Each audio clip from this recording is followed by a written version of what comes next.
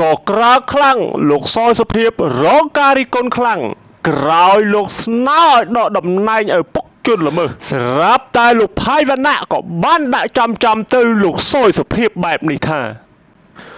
ពាក់ព័ន្ធនឹងករណីគ្រោះថ្នាក់ចរាចរណ៍ដែលគួរឲ្យរន្ធត់ឲ្យមហាជនធ្វើការរិះគន់ក៏ដូចជាកោតទោសស្ទើរតែពេញផ្ទៃប្រទេសគឺជាគ្រោះថ្នាក់ចរាចរណ៍មួយដែលបានកើតឡើងនៅឯស្រុកមោងឫស្សីខេត្តបាត់ដំបងដែលបណ្ដាលឲ្យមានអ្នកស្លាប់រហូតដល់6នាក់រួមទាំងកូនក្នុងផ្ទៃដែលបង្កដោយកូនប្រុសរបស់លោកស្នងការរងខេត្តបន្ទាយមានជ័យដែលយុវជននោះមានឈ្មោះថាស៊ីវជ័យសិទ្ធភេទប្រុសបើកបរឡានម៉ាក់សេដេសពណ៌ខ្មៅរហូតមកទល់ពេលនេះមហាជនកំពុងតែយកចិត្តទុកដាក់តាមដានថាតើនឹងមានចំណាត់ការបែបណាបន្តទៀតចំពោះជនបង្កខាងលើយ៉ាងណាមិញពាក់ព័ន្ធនឹងករណីគ្រោះថ្នាក់ចរាចរណ៍ខាងលើ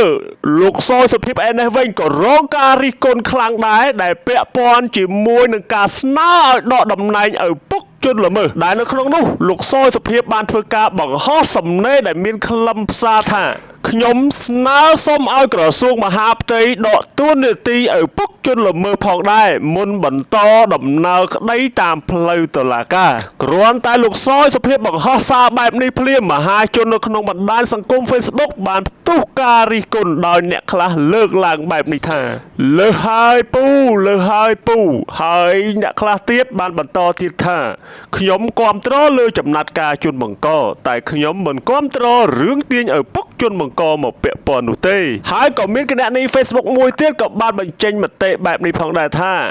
កុំលើសពេកពូរឿងដាច់ដោយឡែកពីគ្នាកុំពេលគេមានបញ្ហាកាន់តែជន់រឿងកូនមានបញ្ហាគ្រោះថ្នាក់ចរាចរណ៍ដោះស្រាយតាមច្បាប់ទៅគ្នាក៏ចេញមកទទួលកំហុសហើយតែតាមខ្ញុំស្គាល់ឪពុកម្ដាយគាត់ជាមនុស្សល្អសាមញ្ញរស់រាយជួយជាតិច្រើនជាពិសេសការពារព្រំដែនទៀតជាមួយនឹងអាចៅសៀមទៀតគួរតែយល់គាត់ផងចំណែកឯលោកផៃវណ្ណៈវិញក៏មិននៅស្ងៀមនោះដែរក៏បានចេញមុខដាក់ចំទៅលោកសយសុភាពបែបនេះថាលើសហើយពួកម៉ាក់កូនមកទទួលខុសត្រូវចំពោះមុខច្បាប់ហើយឪពុកម្ដាយមិនពាក់ព័ន្ធទេ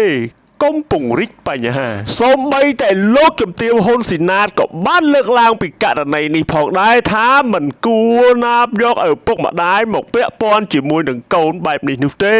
គ្មានឪពុកម្ដាយណាដែលចង់ឲ្យកូនអាក្រក់នោះទេបើកូនធ្វើខុសគឺកូនជាអ្នកទទួលកំហុស